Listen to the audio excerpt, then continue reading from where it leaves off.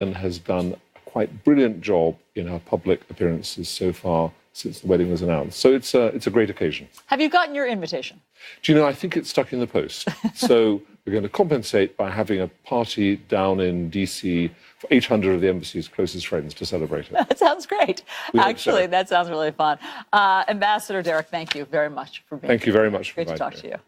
All right, so tomorrow I will be live from Windsor to preview the royal wedding here on New Day, and then on Saturday, we will be live for Prince Harry and Meghan Markle's special day. Royal wedding coverage starts Saturday morning at 4 a.m. Eastern on CNN. Okay, so set your alarm clocks. Thanks to our international viewers for watching. For you, CNN Talk is next. For our U.S. viewers, New Day continues right now.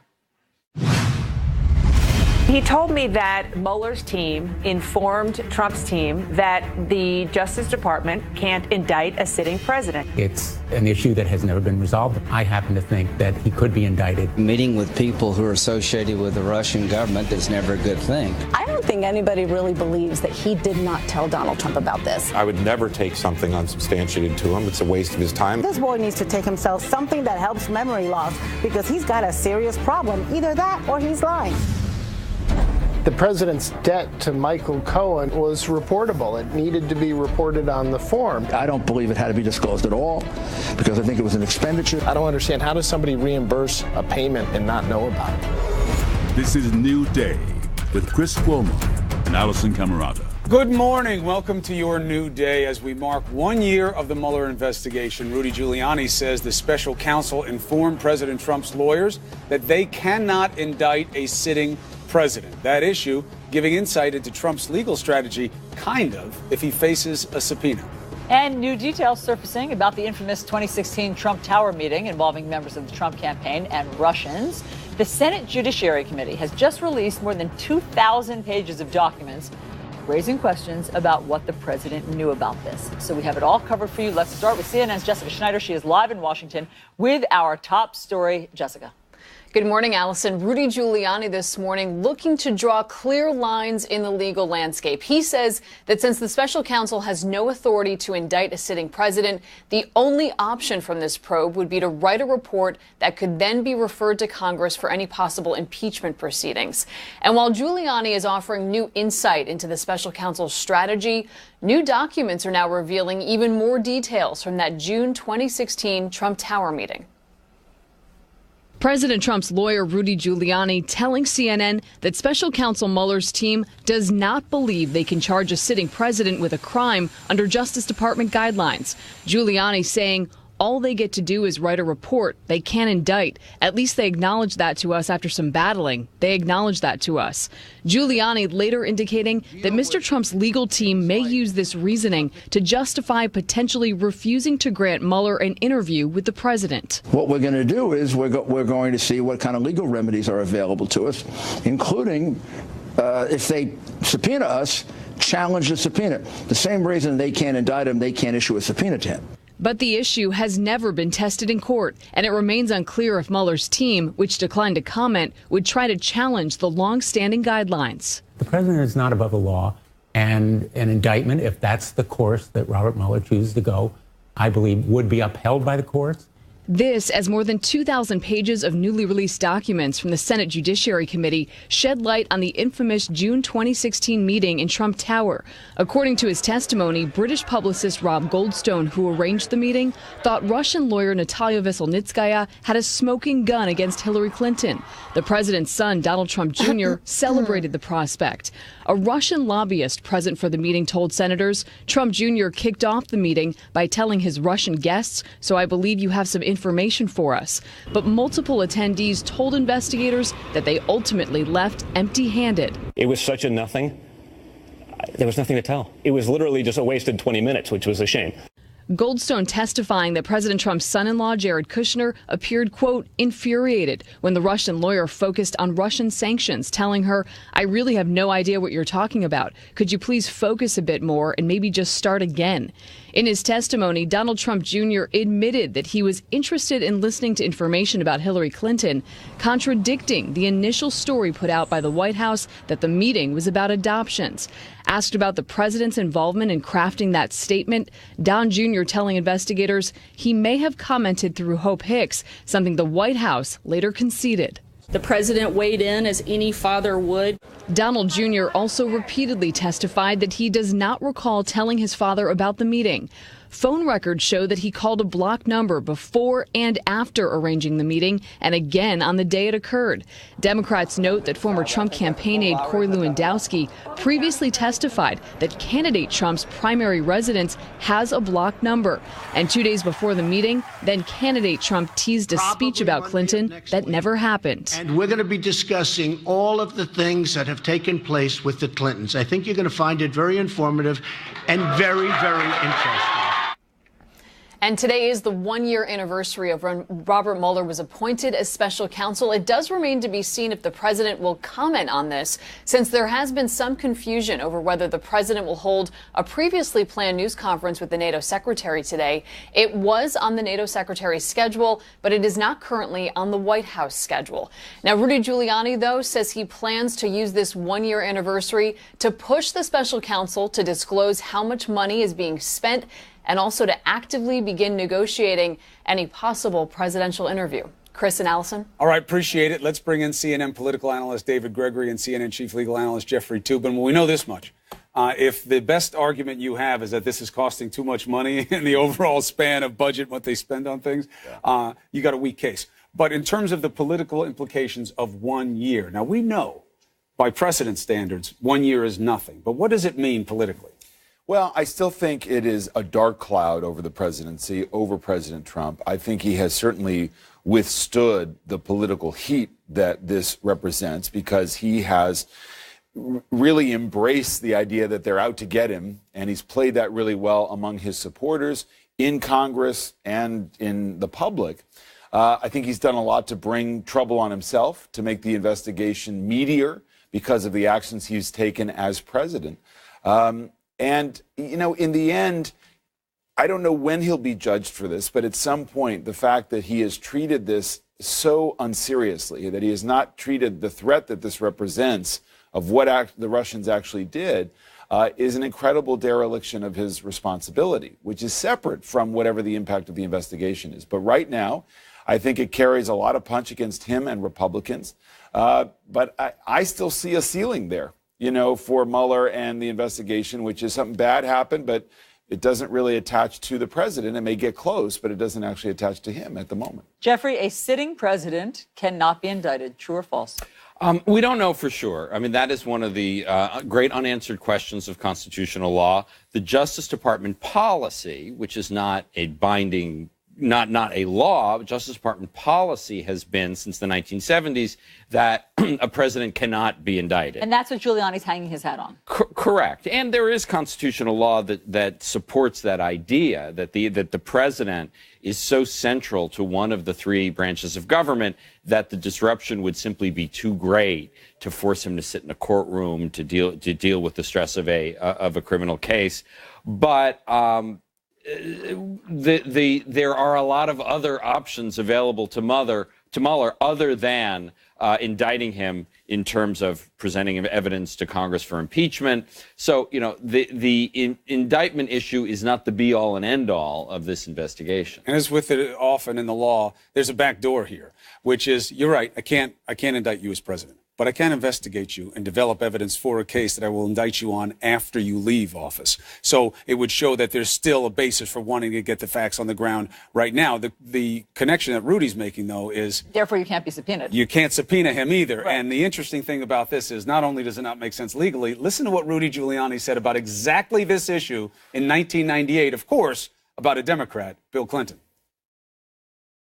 If the president is asked to testify, subpoenaed to testify before a grand jury, and says, no, not going to do it. You got to do it. I mean, you don't have a choice.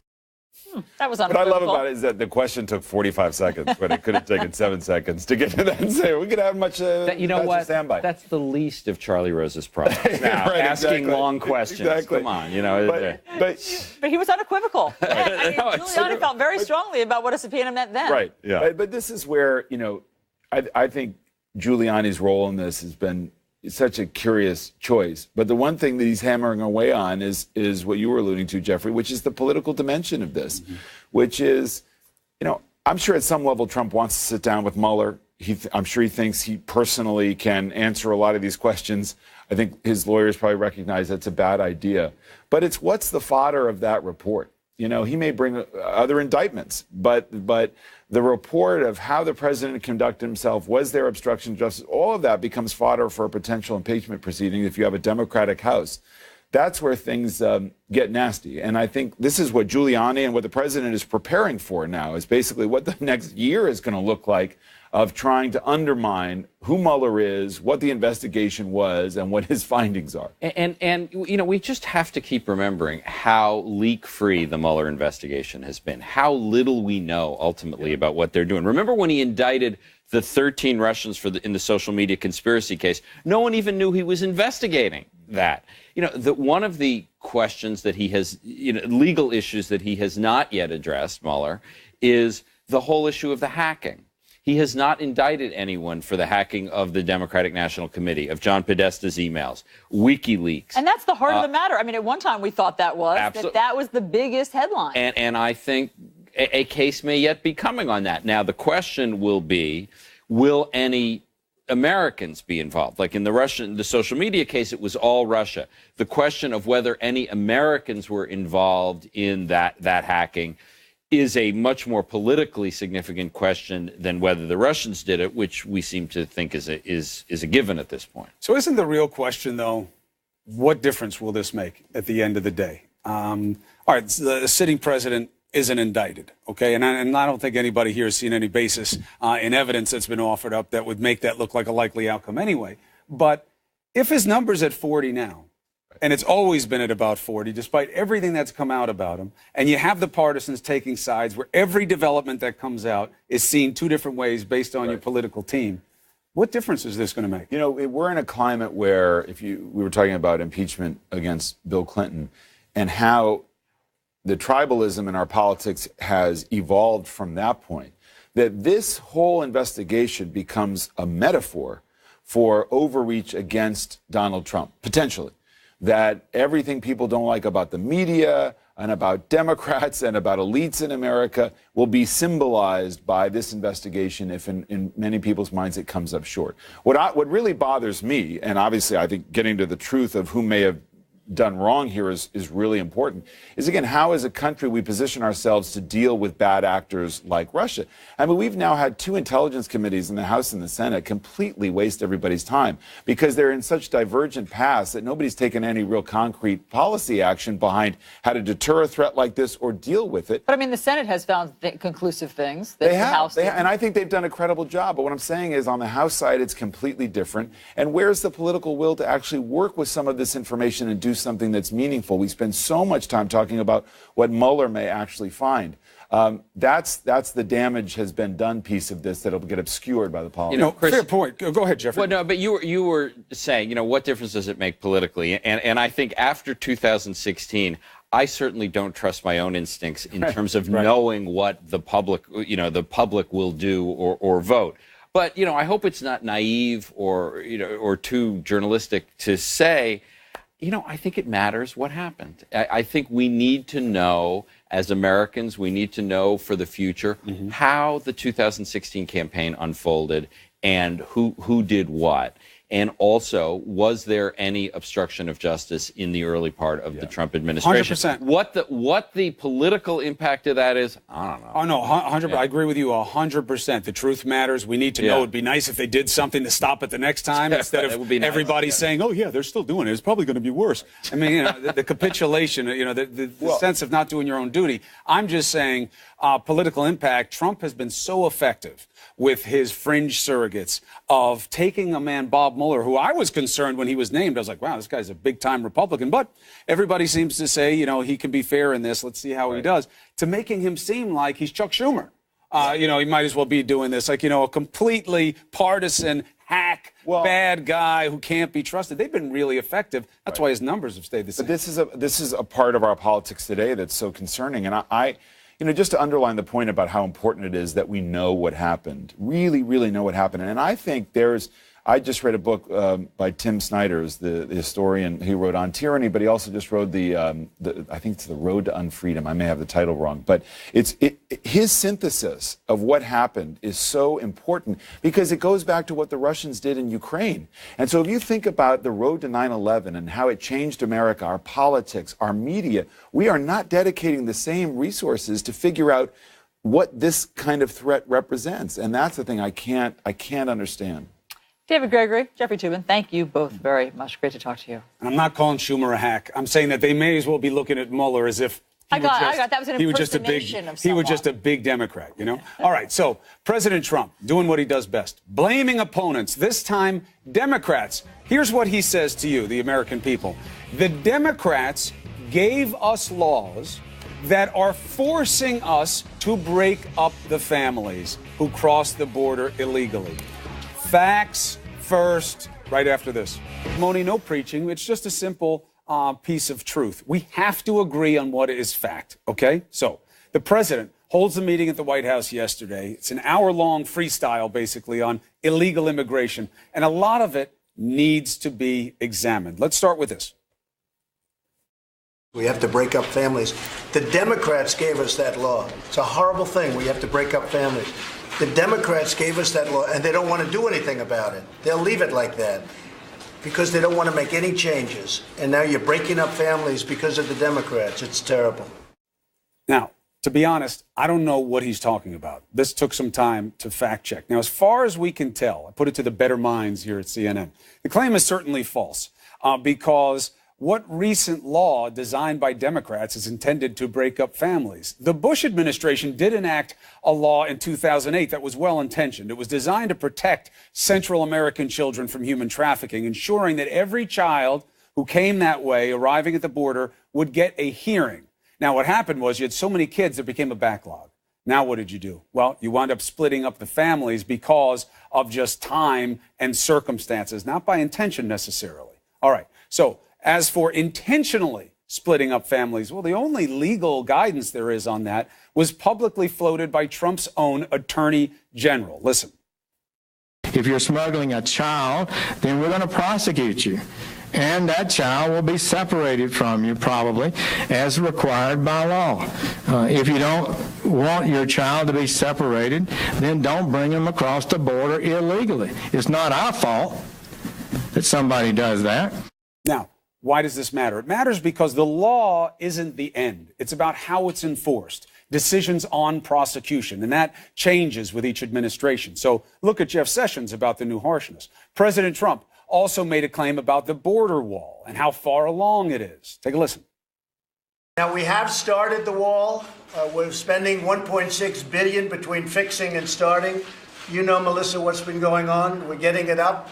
We have a lot of folks in California, they don't talk about it, but they want the wall up, and they're very happy. That's one of the reasons we started in California, but we've made a lot of progress on it. Now, the governor of California, Jerry Brown, says that's not true, but that could be politics. So what do we know? We know that there have been a few prototypes, but that the new wall has not, in fact, been started. Of course, this is going to get to your definition of what start is. That $1.6 billion, that's a real number. That's the number he got out of the original 25 that the president asked for. Our counting shows that it's gone towards shoring up the existing wall and fence. Trump showed off pictures, you remember back in March, and he quoted the start of our southern border wall. Now, that was just fabrication. That was old fencing repairs that was going on. The plans for what were originally drawn up in 2009. All right, so those are the facts. Now, some of this stuff can be debated. We should do that right now. Let's discuss all of it with CNN political commentator Ana Navarro and Rick Santorum, CNN senior political commentator. Good to have you both here. Rick, out of the box, I give you right of first reply. Anything I say there that you believe offends reason or truth? I mean, the 2008 law you referred to was, in fact, passed by a Democratic Congress. Yes, it was signed by George Bush, but it was something back in 2007, 2008, the Democrats controlled Congress. But doing the check had bipartisan support all the way down the road. So to call it a Democrat law, fugazi at best. All I would say is the Democrats control Congress, and that was their agenda item. You know, as you know, when a party controls the Congress, they move what they want to move, and they move that bill. So you can argue that that it's a little hyperbole to say just the Democrats, but it's not completely inaccurate to say that. Not completely inaccurate. That's not really the standard, though. We know the Democrats didn't put us in this mess. This is about enforcement. Congress. That's what it's about. I hear you. It's about enforcement. So, Anna, let's talk about that. Why Jeff Sessions matters in this, why the Homeland Security Chief, Nielsen, matters. They're making decisions about how to enforce the law. The law exists. You can make choices. They're making choices. What do you make of those choices? Look, and that happens with practically every law, where the Department of Jurisdiction has got a lot of leeway to determine how to regulate the law, how to execute the law, how to put it into actual practice. They've actually, they've obviously taken this decision of splitting up families. This is not, now he's right, this is not the first time this happens. And there is a problem with minors coming to the border. And there is a part of this that is about deterrent. And I understand that because it's very difficult and it's very dangerous for minors, for families to cross the border. There's a lot of abuses. There's a lot of rapes that happen. There's a lot of horrible things that happen. But what do we do with those families once they're split up? Look, I'm more concerned. I'm a lot less concerned about the demagoguery in Donald Trump's meeting, about the wall that is not getting built and the money that he doesn't have, about the law that wasn't, just a Democrat law that is being implemented by his family. I'm a lot more concerned of when he does things like call immigrants animals, when we start dehumanizing people. He says he was talking about, the White House says he was talking about MS-13. Well, let's play the sound. Let's play the sound. Here's the sound. We have people coming into the country, or trying to come in. We're stopping a lot of them. But we're taking people out of the country. You wouldn't believe how bad these people are. These aren't people. These are animals. The defense is that he was following up by a statement of a sheriff saying that this is MS-13. He was just talking about MS-13. Good enough? No, not good enough. Not good enough from a president who has called countries in Central America, called countries like Haiti shitholes. Not good enough from a president who has talked about Haitians having AIDS. Not good enough from a president who has said that people in Africa live in huts and why would they come here? That's why he doesn't get the benefit of the doubt. And not good enough when you are seeing the level of division and hostility that you are seeing out there in America. Yesterday I saw a video of a complete bigoted racist in Midtown Manhattan screaming racist expletives at two women who had worked there, who were Hispanic, who had been speaking Spanish to each other. I suspect the same way that your family spoke Italian to each other many times, and that Rick's family spoke Italian to each other. Still do. And still do. And, this is happening in America every day. He was a big Trump supporter. I'm not saying all Trump supporters are like this. I'm not saying all Trump supporters are deplorable. But I am saying that the President of the United States has got to measure his words and be more careful about what he says. And it is a very slippery slope when you start dehumanizing people this way. It's what the Nazis did. It's what slave owners did.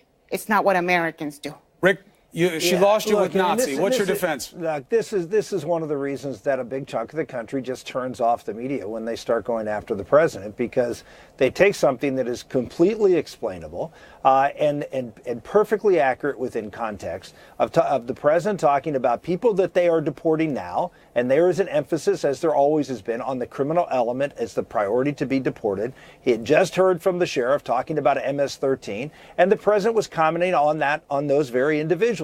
And to say he doesn't get a pass because he said some offensive things in the past, sorry, that just doesn't cut it. The president's allowed to comment on things and accurately reflect his mood, and I think the mood of the people in that room and the mood of millions of Americans, that these are, in fact, really bad people who are, quote, animals, who are doing horrific things within our country. And you know what? I understand that people sometimes, that hyperbole can offend people, but it certainly connects with a lot of people, particularly those who are victimized. But you're assuming that we are debating how people feel about MS-13. Do we like that they're being called animals or not? We're not. That was the context in which the president made the comment. Understood. However, why is he not getting the benefit of context by people like Anna? Because of what he said in the past, Rick. And here's the proof.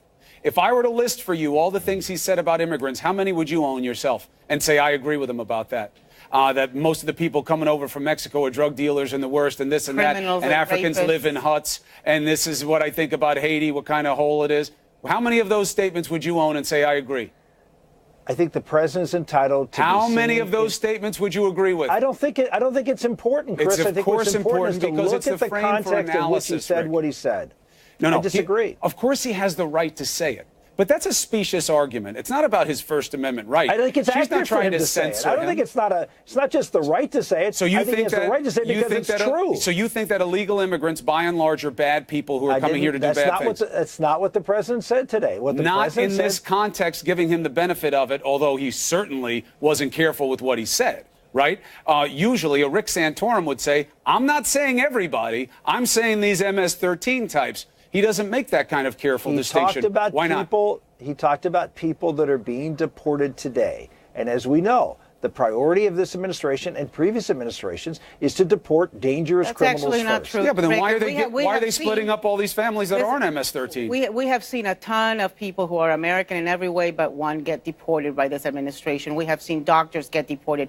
We have seen DACA kids get deported. We have seen veterans get deported by this administration. So it's not just the MS-13. And the previous administrations. Nobody. Yeah, but we're talking about this one. So can we stick to maybe the last 16 months just for argument's sake? And also, you didn't hear the Obama administration make these kinds of arguments about why they were getting rid of them. I think this is the last point, and Rick, you can have it.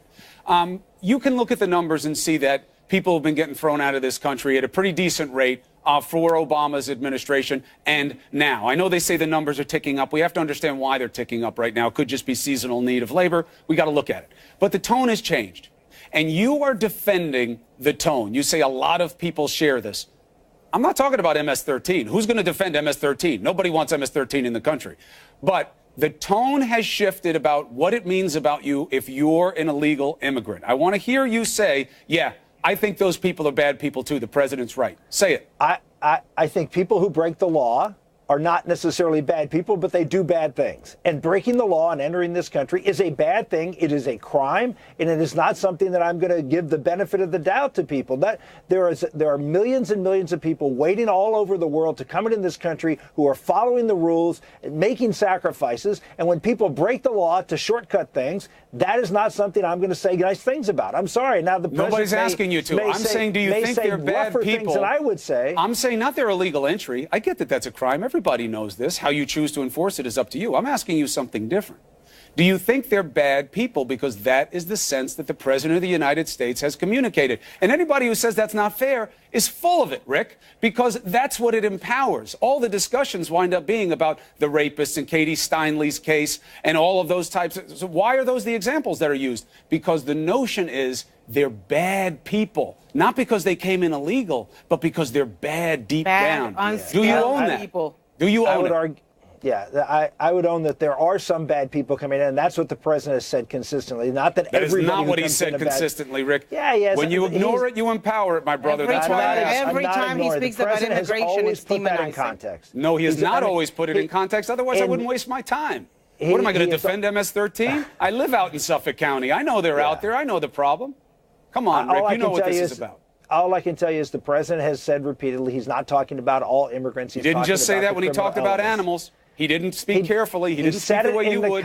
He said it in the context of. I just. Rick, I hope one day you remember what your ancestors were called and how they were treated when they came to this country. Including as my father. Yeah, yes. I completely. I remember, when people used to call Italians and Irish people immigrants to the United States dogs. Look, we can't forget where we come from and who we are. So unless you're telling me that you come from the Cherokee Nation, I think that you should be offended by the demonization of immigrants. Because if you think that it just applies to undocumented immigrants and MS-13, you haven't seen the video of the two women in Midtown Manhattan getting berated by a racist because he thinks it is his country, not their country. He could not be more wrong. By the way, that racist, folks, his name is Aaron I think it is racist to do that. Aaron Schlossberg, New York State Bar attorney. All right.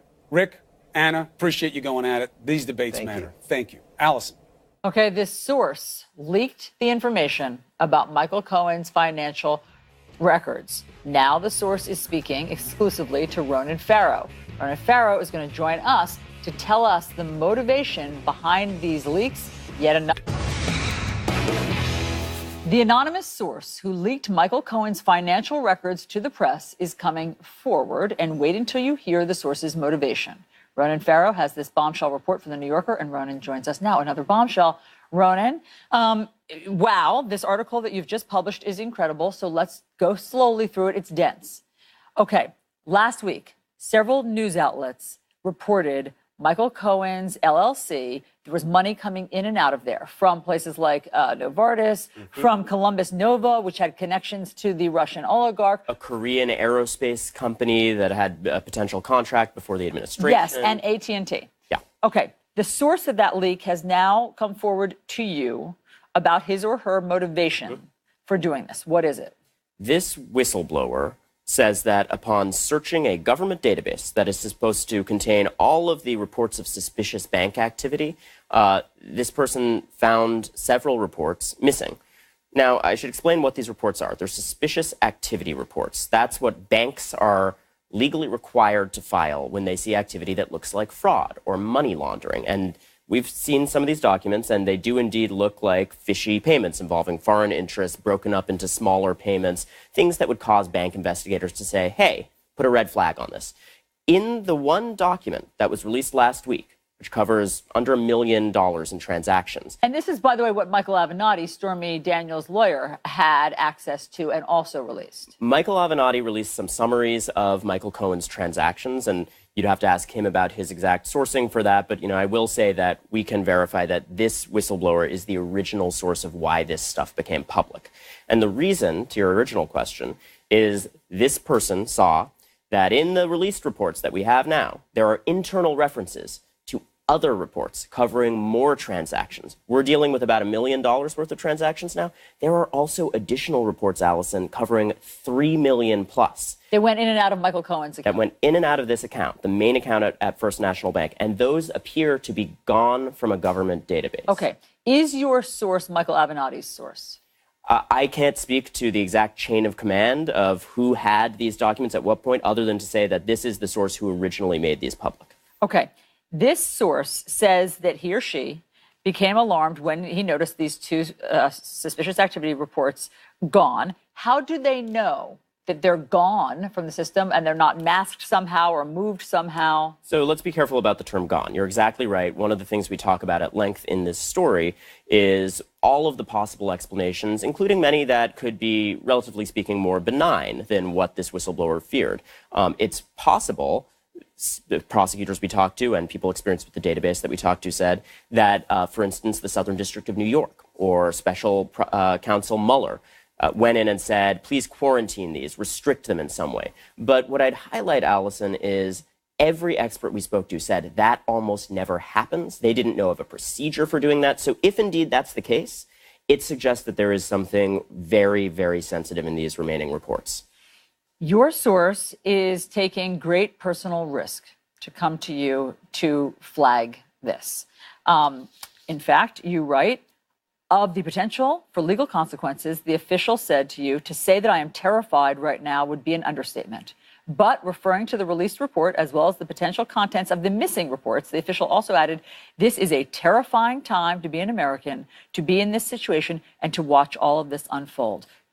And this is why, Allison, I'm being so careful about talking about, for instance, the chain of custody of these documents. It's very important in this case that, as much as law enforcement is searching for this individual, the Inspector General of the Treasury has said, we're looking for who disclosed these, that, I'm they're going to not prosecute this person's this identity. I mean, I think quite possibly, yeah. Look, according to what the legal penalties are, this person could face exactly what you just described, potentially up to 5 years in prison for this. And the reason that this law enforcement official came forward is because this person was so troubled by what they viewed as clear examples of corruption in the existing reports, and so concerned that at least some categories of law enforcement officials are no longer being given access to 2 remaining reports that potentially have even larger swaths of transactions in them. That was troubling enough to this veteran official that they said this has to be subject to public scrutiny. Farrow, thank you very much for explaining all of your reporting to us. Thank you for bringing it to us. This will not be the last time that we talk. Good to be here. Thanks, Great Alice. to have you. Chris. All right, if you are following along with the events of the royals this weekend, the big wedding, there's a development. Meghan Markle releases an announcement just a couple of days before the wedding, what she's saying about who won't be. Meghan Markle has released a statement concerning the highly publicized drama surrounding her father. She writes, quote, "Sadly, my father will not be attending our wedding. I have always cared for my father and hope he can be given the space he needs to focus on his health. I would like to thank everyone who has offered generous messages of support." So, just who is Meghan Markle? CNN's Jason Carroll takes a look at one of the most famous women now in the world. Meghan Markle's life began here in Los Angeles. It's the city where she was born. Her mother, Doria, a social worker, is African American, and her father, Thomas, an Emmy Award-winning lighting director, is white. Even at an early age, while growing up in Los Angeles, Markle started showing early signs of speaking up about issues that would later help define her as an adult, namely her biracial identity and gender equality. I don't think it's right for kids to grow up thinking these things, that just mom does everything. Markle was offended by an Ivory dishwashing detergent commercial because it focused on women doing housework. Women are fighting greasy pots and pans. And I said, wait a minute, how could somebody say that? So the then 11-year-old Markle wrote to Procter & Gamble.